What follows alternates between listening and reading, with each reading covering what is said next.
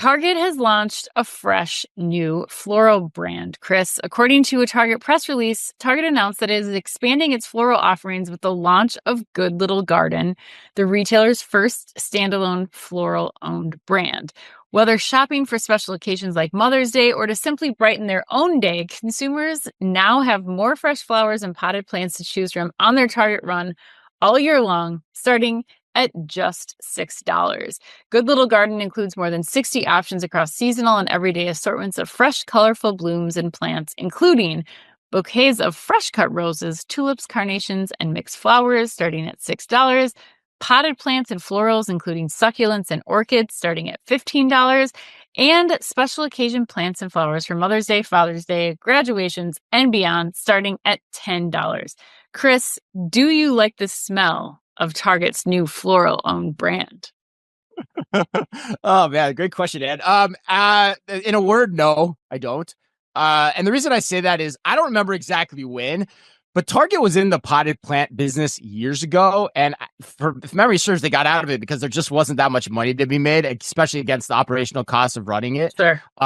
It's a hard business to do well, and it also comes with one other aspect, if I remember correctly. And I pinged the guy who I think was responsible for removing the business from Target, but unfortunately he hasn't gotten back to me yet. I can't wait to hear what he has to say. But it comes down to me to one word: vermin. You start introducing live plants into your stores, and you get all kinds of crazy vermin that come in there too. So it's kind of a Pandora's box of operational issues once you start getting into this business.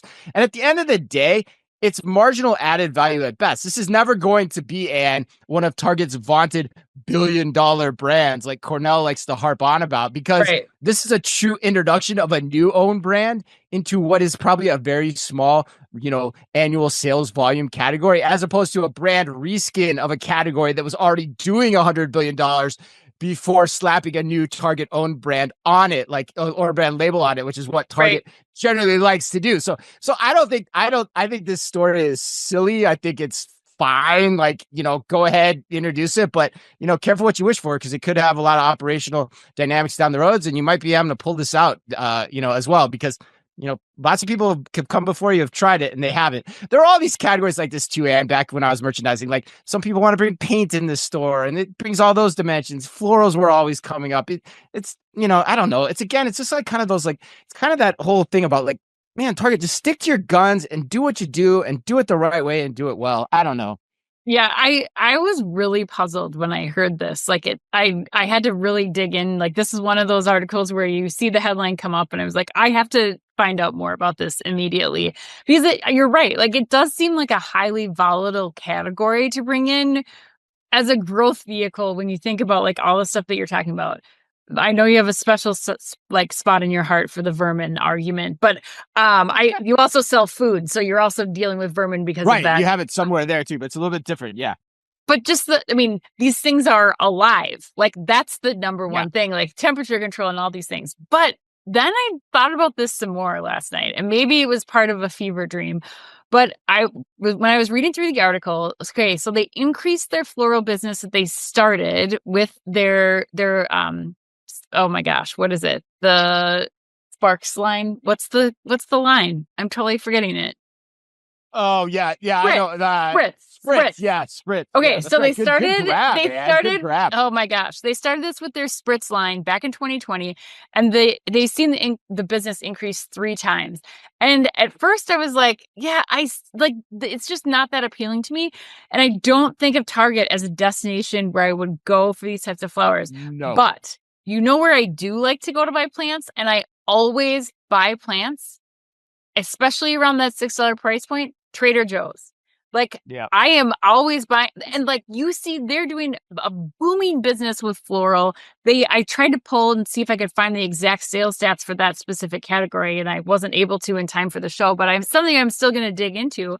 And I think that as a traffic driver, $6 for some flowers, that's going directly in the face of Trader Joe's. And perhaps if you're banking on the fact that okay, this is a way that we can get in. We already know people are coming in here to grab a card or to grab something else or to just, complete their weekly shopping trip. And if these flowers are in an even more impressive display right when you walk in, and they are really investing in like putting the Target wink into this product assortment. I don't know. I think that they could be like in a good spot here. I might be Wow. crazy, but I've completely turned around given the Trader Joe's Wow. Yeah. experience. Yeah, yeah, that was one hell of a fever dream, man. Yeah, I mean, I would come back with three things. I think, number one, I don't think flowers are a traffic driver. I think if anything, they're a basket builder once you've made the trip to the Fair, store. That fair, that fair. that is my hunch. Number That's two, true. Trader Joe's, very different operation than Target. There's Yes. very fewer locations. The quality of the staff is generally much improved and much better.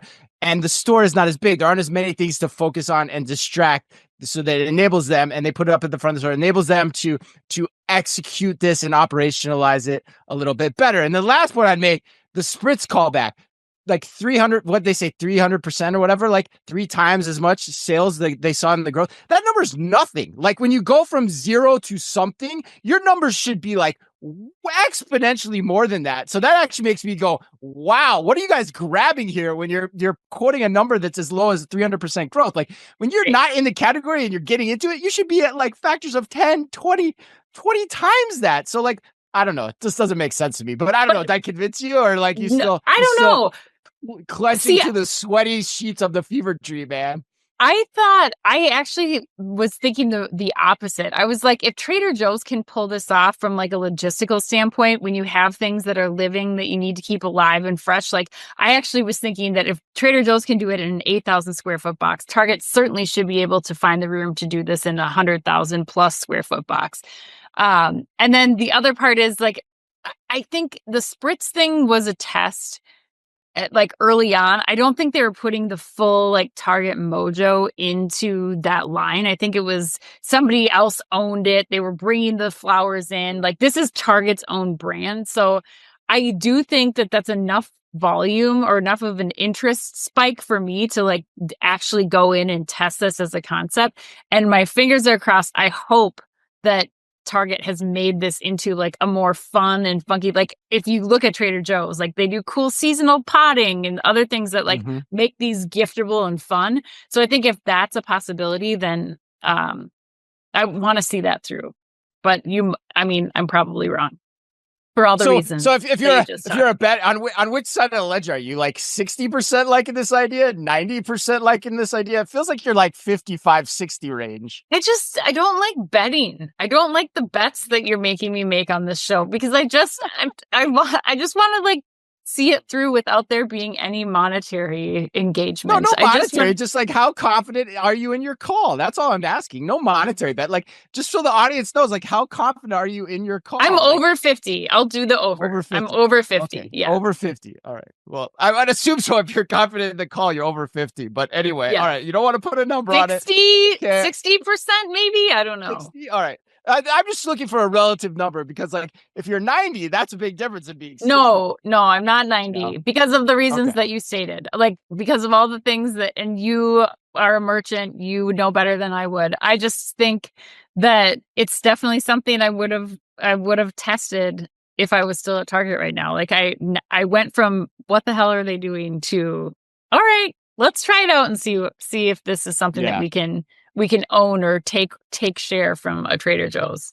But Not only was I a merchant, but I was also a store field leader too. And I can tell you, like, my store in Scottsbluff, Nebraska, probably had less people working in it on an average day than a Trader Joe's does too. In 3 times the size of the box.